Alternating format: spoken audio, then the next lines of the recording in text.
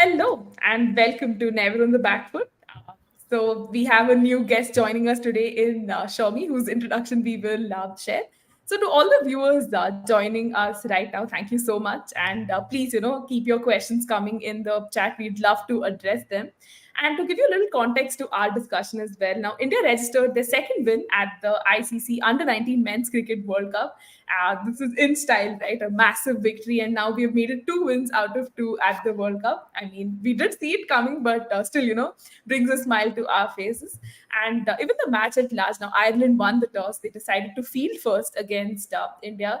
I think utter domination is the word you want to use because India, with the help of Mushir Khan's sensational 118 run knock, put up a big score of 302. We also had Uday Saharan, the skipper, chip in with a crucial knock. Ireland would have perhaps wanted a better start with the bat, but the Indian bowling just went all out, and I'm quite excited to even discuss that whole breakdown of how things transpired. And yeah, we have Shomi joining us. I've had a chance to interact with her on the cricket.com live. So if there are common fans mutual seeing us, you would have seen us on that panel. And she brings in a lot of insights and experience, having watched cricket for a lot of time. So quite looking forward to this discussion. So yeah, Shami, let's kickstart our discussion now. India makes it two wins out of two at this World Cup, and it Yeah. wasn't very surprising because we have a very dominant setup. These boys have played age group cricket, come through the ranks, and kind of made their mark.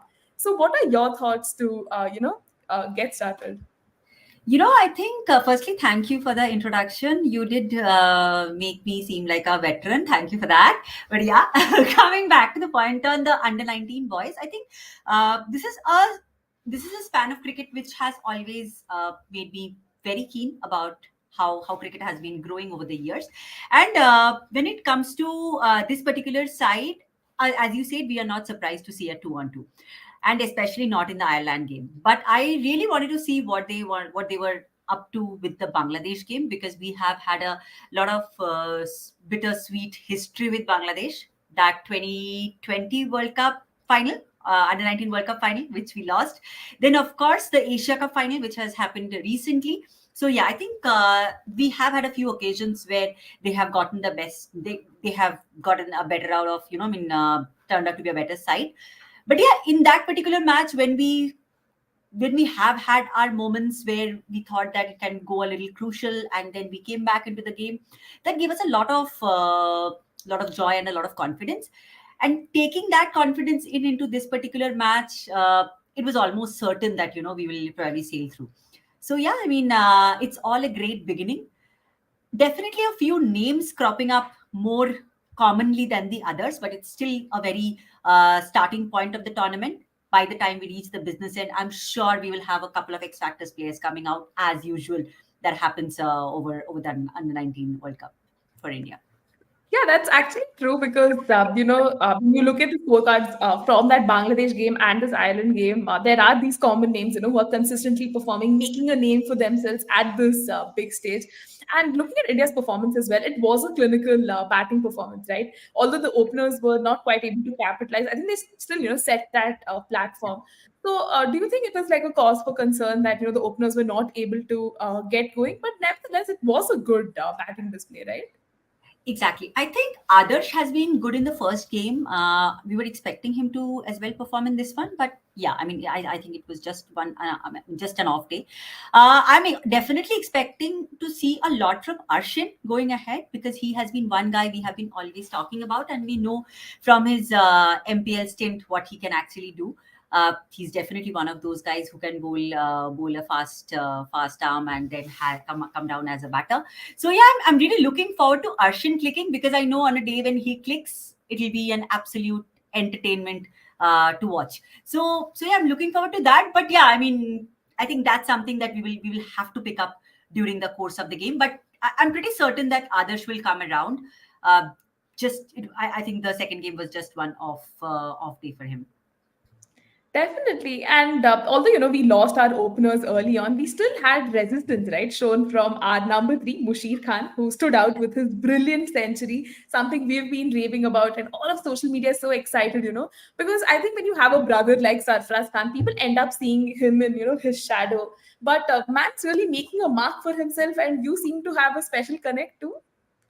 Yeah, I think I've been following his journey for a year now. I think he did fabulously well for Mumbai in Kuch Bihar Trophy, and for that with that performance, he got into the Ranji side early in 2023.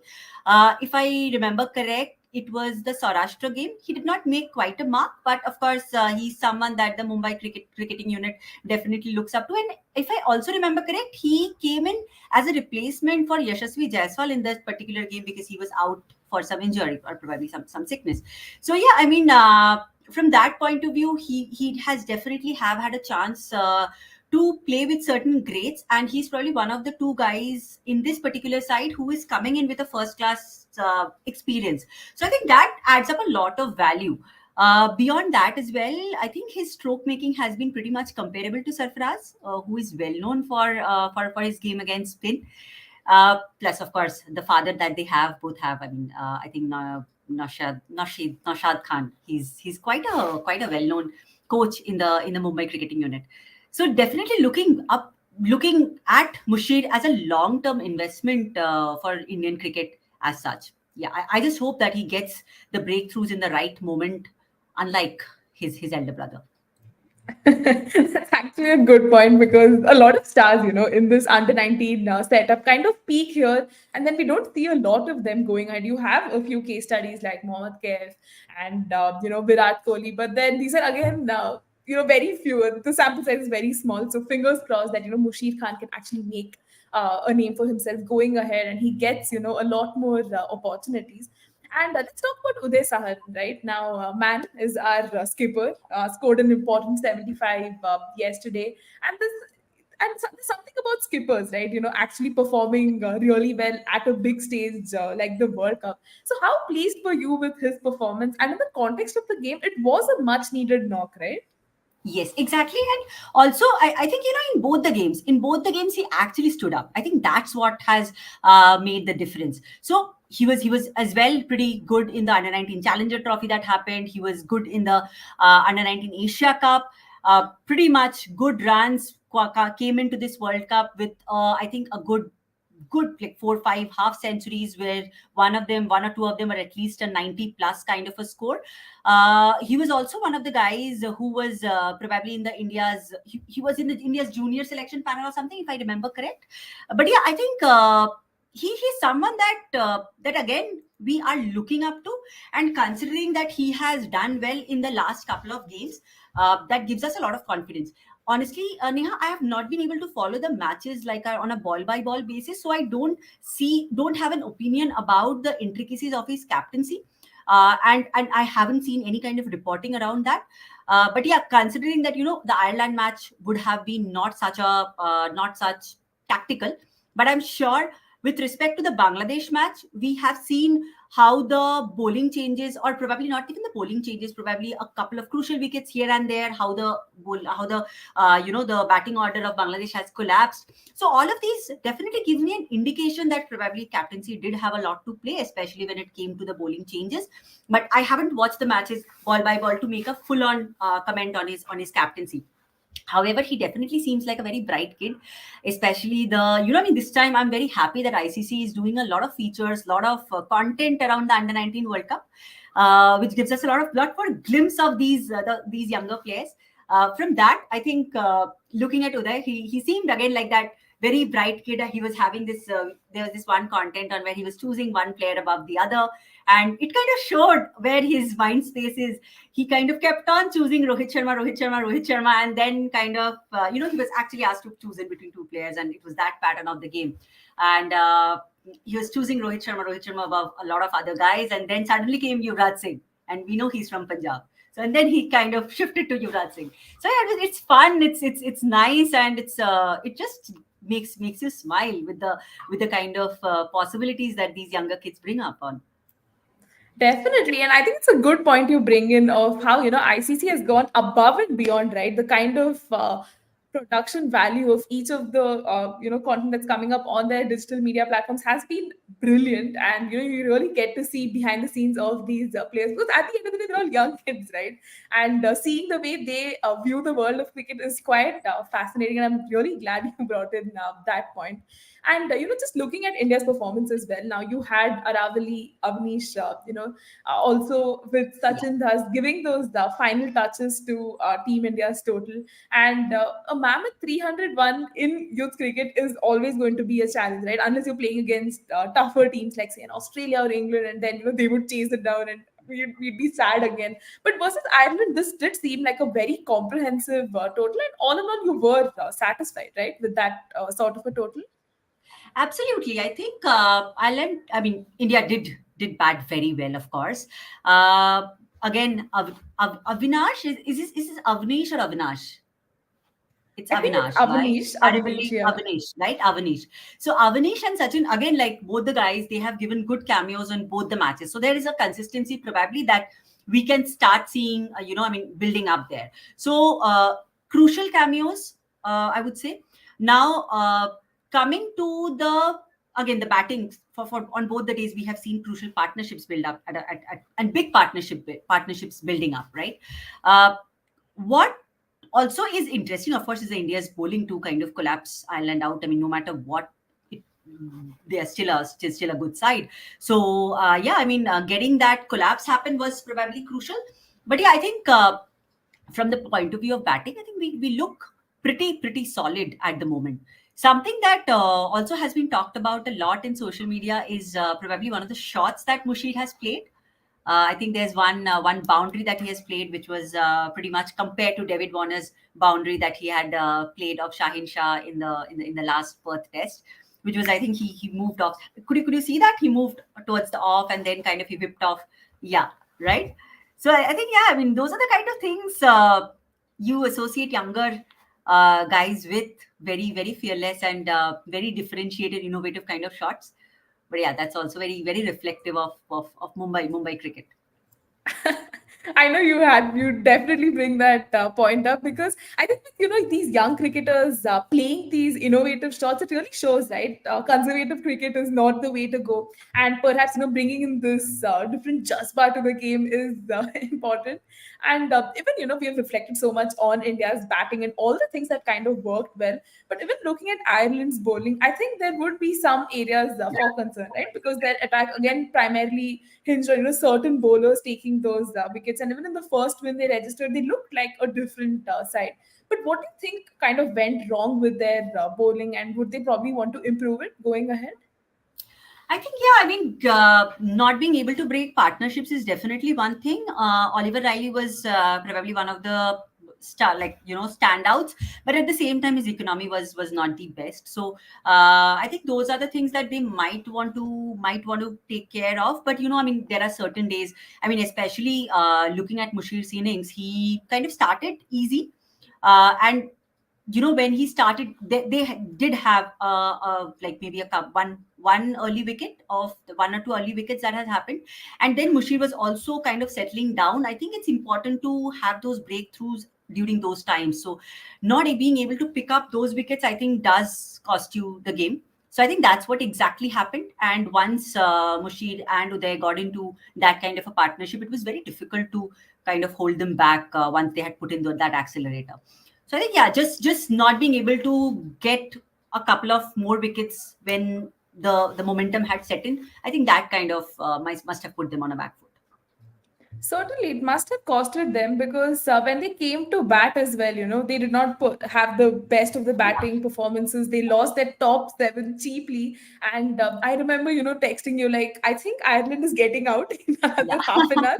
We should do our live show right away. yeah, But in all seriousness, right, that must have been quite nerve wracking in that sense for their batting lineup as well because you're chasing a big total like this. You're losing seven straight wickets yeah. and what were your thoughts at that collapse? Yeah, pretty much the fact that अरे इतनी जल्दी wicket ना गिराओ, हमें जाकर live करना है. This was the first thought, honestly. But yeah, I mean 45 for 8. I think that just shows terribly on the batting lineup. But yeah, we have to give some amount of credit to Naman Tiwari. I think he was pretty good right from the word go. And once he started hitting up, then I think there was it was very difficult for the batters, is what I understood from the highlights and what I understood from the entire commentary. Now, also I think Pandey has been very good in the last game as well as this game. So I think yeah, those combinations, etc., in terms of the the spinners as well as the pacers, everything is working out well for India. It's just we just hope that it's not another just league stage build up, and then we kind of mess up in the final stages. But yeah, I mean that has not been the case many times for the under 19 boys, at least. So hoping that this kind of continues, and we get home another one, the seventh one. Definitely. And I think somewhere, we are putting all our fears of the senior men's team to this young team. Because, as you know, we've spoken about in under 19 cricket, India is like an entirely different side. And again, the point you brought in about India's bowling, I think we'll be very happy. You had Naman Tiwari pick a 4 for, and Soumya Kumar Pandey, once again chip in with 3 wickets, Yeah. which definitely makes for an impressive bowling performance. So, even charting their trajectories and their career going ahead, do you think there'll be valuable additions to the senior men's team in probably like 4 or 5 years of time if they're groomed and nurtured really well? I'm from that point of view, I'm really looking forward to Arshin Kulkarni growing and becoming that kind of a player. Especially, you don't get this kind of a combination. I mean, how many times have you seen a fast bowler going and opening the batting? So I think I'm really looking forward to him. Also, he's been picked by LSG, if I'm not wrong, and I think there he will have a lot of grooming. Of course, coming under the umbrella of somebody like KL Rahul, getting groomed from him. I think that will add up a lot of value. Already we have seen glimpses of what he can do. I mean, the his MPL knock, which was of like a 47 ball of some 190. I don't recall the number, but yeah, it was a great knock if I remember reading about it correctly. But yeah, I think I'm really looking forward to him. Of course, I'm also looking forward to Mushir Khan, because he brings in that middle order batting along with a good. He's a good spinner. So I think I'm really looking forward to these two guys, because I think they kind of fit in that bill of doing a multitasking kind of a role, which India team has been definitely talking about for a long time now. So yeah, I'm pretty excited about these two people. Definitely. And I'm glad actually brought in this point of, having multi-dimensional players, because for long India has searched for, that sixth bowling option, having a finisher in the team, someone who can add a lot of depth, right? So here's hoping, their careers kind of flourish into, being those mainstays for Team India as well. And now India has registered 2 wins at the World Cup, looking poised to make it to that Super Six as well. So exciting times ahead, because you'll again be rubbing shoulders against the big wigs, right? You have Australia, you have England and Pakistan, who have been performing well in their respective groups as well. So again, that's going to be a massive challenge for us. Yes, I think what I've been reading about is, of course, Pakistan is in a lot of in terms of the social media, in terms of all the news channels reporting, Pakistan has been quite up there. I think it's again another sibling, Shahin Shah's sibling, or somebody's Nasim Shah's sibling, one of them. I think he has been the guy has been pretty good. So yeah, I mean, of course, always when it's India Pakistan, there will be always a lot of rage flowing. So from that point of view, I'm looking forward to those games. Also, I mean, I believe that for these younger guys, having those high pressure matches will add up a lot of value in their careers, respective careers. And if they can register a win there, I think that adds up to a huge amount of confidence. So apart from, of course, the scale of the game, I think these are the factors that I'm also looking forward to. Of course, the game will be very exciting. There's no doubt about it. Certainly, we'll definitely keep our eyes peeled for that. And also, India's won these 2 matches, and of course, we are dwelling so much into the positives. But do you believe there are also some areas to work on, or anything that's concerning you that probably could come to bite back India as we progress in this tournament? I think a few takeaways from the Bangladesh game. I think Bangladesh game was a 250 odd for us. Why that happened, I think a little bit of deep diving into that will give us some amount of answers. So, especially as I spoke before, I was a little worried about about the Bangladesh game because Bangladesh is a side that can, that can just turn up with different kind of momentums on different kind of days, and we have seen this across men's cricket, women's cricket, senior games, everywhere, right? So yeah, I think deep diving a little bit into why that Maruf over, I mean, spell caused so much of problems for us. I think there some amount of answers will lie, but I believe it's a little too early for us to talk about it or to look into it. Of course, we have had learnings during the Under 19 Asia Cup. Not able to really convert that particular final into a win, where we were really good throughout the tournament again, right? So I think those are the kind of answers that we should be looking into. Yeah. Definitely, and we still have one group stage match left versus USA, right? Again, you see a lot of Indian names in that US Yeah. team, so I believe we will see some fierce competition in this match. So, is there anything particular you're looking forward to in this match? Like India ending that group stage on a high, at the top of the table, entering that Super Six with a lot of confidence. I think we should definitely try to. I mean, as we spoke before, we have to get that opening partnership right. So, from that point of view, definitely winning the toss, getting into bat, getting in a lot of batting, trying to see what is the maximum that we can lead up to, getting that initial partnership going, exploiting the power play a lot more. So, I think all of these factors we might want to check box before we get into that big Super Six kind of a stage. Definitely. And either case, India looks good in the tournament at the moment, touch wood, because we've often seen how the knockout jinx, really shouldn't hurt our young team. And yeah, that pretty much does conclude our discussion, Shami. Thank you so much for joining me on, this discussion. And we will have you through the Under 19 World Cup as well. Here's hoping India progresses and goes all the way to eventually win the trophy. It will be very special. And yeah, thanks to all our viewers who joined in. Please ask us questions next time, and we'll be more than happy to address it. And yeah, that's pretty much about it. Thank you so much, guys. Cheers. Thank you.